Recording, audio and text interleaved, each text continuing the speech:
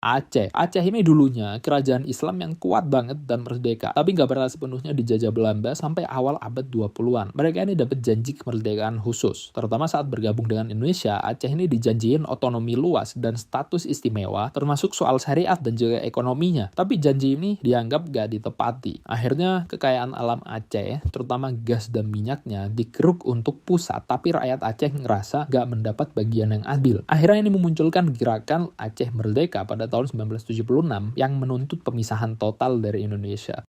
Papua ini, terutama Papua Barat, tadinya bagian dari Hindia Belanda. Tapi Belanda ini nahan wilayah ini setelah Indonesia merdeka. Dan pada tahun 1969, adanya kontroversi penentuan pendapat rakyat atau PPRA ini tadi digelar untuk menentuin gabung atau enggaknya ke Indonesia. Dan sebenarnya ini dinilai tidak adil dan manipulatif pada zaman itu. Dan juga ini adanya perbedaan etnis dan budaya yang dimana orang Papua itu punya identitas ras, budaya, dan sejarah yang sangat berbeda dari mayoritas Indonesia. Dan akhirnya ini lahir gerakan seperti OPM, yaitu Organisasi Papua Merdeka yang ingin kemerdekaan penuh.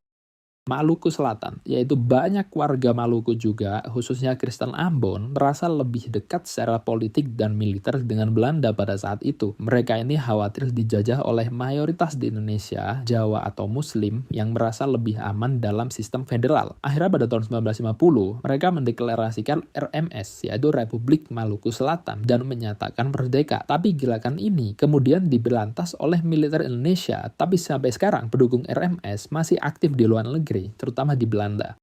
Timor Timur ini dulu dijajah Portugis, bukan Belanda, dan wilayah ini punya sejarah kolonial yang berbeda dan nggak ikut proklamasi tahun 1945. Setelah Portugal mundur tahun 1975, Indonesia langsung menginvasi dan nyatakan Timor Timur sebagai provinsi ke-27. Tapi di sini ada kekerasan dan pelanggaran HAM, yang dimana rezim militer Indonesia banyak dituduh melakukan penindasan. Setelah jatuhnya Orde Baru, rakyat Timor Timur diberi hak memilih, dan hasilnya mayoritas memilih merdeka dari Indonesia.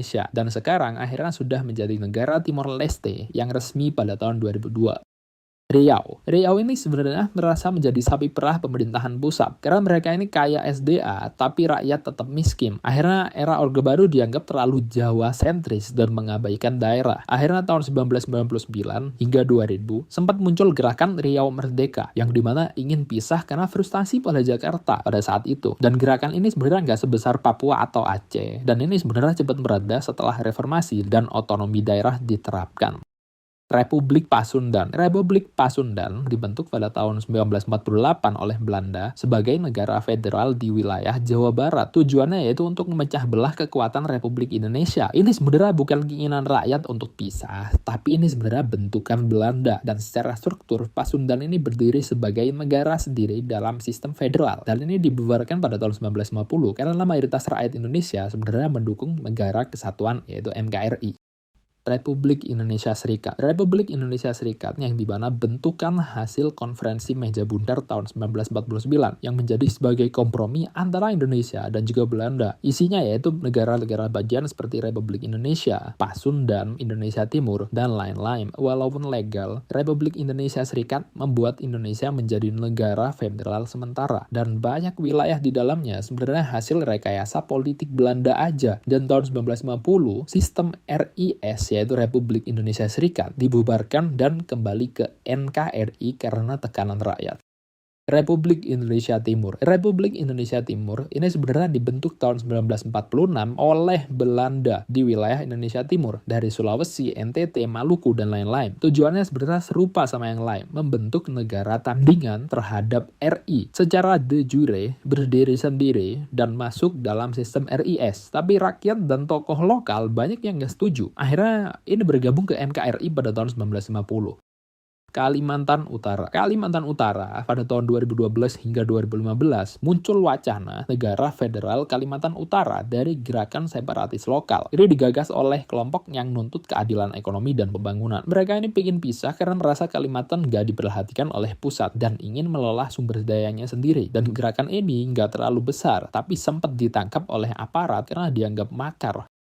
Minahasa. Minahasa pada tahun 1950-an muncul gerakan separatis bernama Permesta, yaitu Piagam Perjuangan Semesta. Tokohnya ada Vinje Semual, yaitu bekas perwira militer. Mereka ini ingin pisah karena merasa Jakarta nggak adil dalam alokasi anggaran dan pembangunannya. Dan mereka ini ingin otonomi lebih besar, bahkan sempat membuat pemerintahan sendiri. Tapi ini ditumpas lewat operasi militer pada akhir 1950-an dan kembali ke NKRI.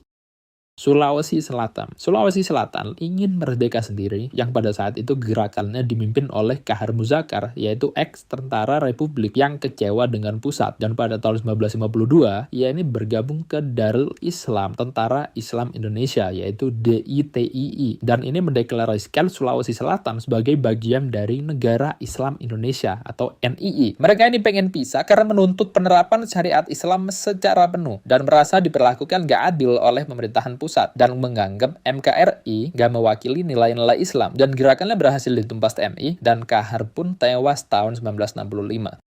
Republik Federal Flores. Republik Federal Flores ini termasuk salah satu wilayah yang dijadikan negara bagian oleh Belanda saat sistem Republik Indonesia Serikat. Jadi gak benar-benar eksis kuat sebagai negara, tapi namanya sempat disebut oleh struktur RIS. Ini dianggap ingin pisah karena dibentuk oleh Belanda sebenarnya, bukan keinginan rakyat lokal. Dan tujuannya yaitu sama seperti sebelum-sebelumnya, memecah belah kekuatan Republik Indonesia. Dan setelah RIS bubar 1950, langsung dilebur ke dalam NKRI. Republik Andalas. Republik Andalas ini lama ini merujuk pada potensi federasi yang pernah diusulkan oleh Belanda untuk wilayah Sumatera Barat dan sekitarnya saat sistem RIS. Ini gak pernah benar-benar berdiri, tapi sempat jadi wacana federal dan terkait juga dengan gejolak PRRI pada akhir 1950-an. Mereka ini katanya ingin merdeka karena dipimpin oleh tokoh-tokoh dari Sumatera Barat yang kecewa pada pusat. Meskipun menyatakan setia pada Republik, tapi PRRI membentuk pemerintahan sendiri yang dianggap makar, dan ini ditumpas oleh TNI pada tahun 1961. Republik Borneo. Republik Borneo, ini wacana ini muncul dalam konteks negara federal buatan Belanda lagi yang ingin menjadikan Kalimantan sebagai negara sendiri dalam RIS. Ini gak pernah berdiri penuh, tapi sempat dirancang sebagai negara bagian sendiri. Ini dianggap ingin pisah karena status semi-legal dalam RIS dan gak berada langsung di bawah pemerintahan Republik Yogyakarta. Dan ini sebagian elit Kalimantan memang mendukung ide otonomi penuh atau negara federal. Tapi setelah RIS bubar, otomatis ini masuk ke dalam NKRI. Republik Bali. Republik Bali ini sebenarnya sama seperti Flores dan Borneo. Bali ini sempat dirancang sebagai negara bagian sendiri oleh Belanda dalam skema federal. Ini gak pernah menjadi merdeka beneran, tapi dalam arsip sejarah disebut dalam daftar negara bagian yang potensi untuk merdeka sendiri. Ini sebenarnya bukan kehendak rakyat, tapi permainan Belanda lagi-lagi. Dan setelah RIS bubar, Bali menjadi provinsi biasa dalam NKRI. Republik Madura. Republik Madura ini dibentuk oleh Belanda juga pada tahun 1948 sebagai bagian dari skema RIS. Nama resminya yaitu Negara Madura, tapi oleh beberapa pihak disebut juga sebagai Republik Madura karena sistemnya semi-otonom. Ini gak dibentuk oleh rakyat Madura, tapi oleh Belanda untuk memecah kekuatan RI. Ini dipimpin oleh RAA Cakraningrat dan pada akhirnya bergabung ke NKRI saat RIS bubar. NTT ini sempat menjadi wilayah tersendiri dalam struktur RIS yang disebut Negara Indonesia Timur. NIT ini mencakup Bali, Nusa Tenggara, Sulawesi, hingga Maluku. Ini dianggap ingin pisah karena tidak langsung bergabung ke Republik Indonesia di Yogyakarta. Dan beberapa elit lokal sempat pro Belanda demi kestabilan ekonomi dan agamanya. Tapi banyak rakyat juga dan tokoh lokal yang dukung RI. Akhirnya bergabung ke NKRI pada tahun 1950. Republik Jawa. Republik Jawa ini gagasannya muncul pada tokoh-tokoh Belanda yang pengen memecah Jawa jadi negara sendiri saat RIS. Tapi ini gak pernah resmi berdiri, tapi pernah diwacanakan. Ide Republik Jawa ini sebenarnya bukan dari rakyat, tapi dalam pihak federal Belanda lagi-lagi. Dan tujuannya ini untuk memisahkan pusat kekuatan RI di Jogja. Dan gagasan ini gagal total karena rakyat Jawa sangat pro Republik. Republik Sumatera. Republik Sumatera ini menjadi salah satu ide dari federalis Belanda yang menjadikan Pulau Sumatera sebagai negara bagian terpisah dalam RIS, dan beberapa wilayah seperti Sumatera Timur, Sumatera Selatan, dan lainnya sempat dijadiin negara-negara bagian. Ini dianggap bisa karena berdiri secara paralel dan gak mengakui otoritas pusat di Jogja. Walaupun gak pernah memproklamasikan kemerdekaan penuh, tapi dianggap bentuk separatisme gaya Belanda.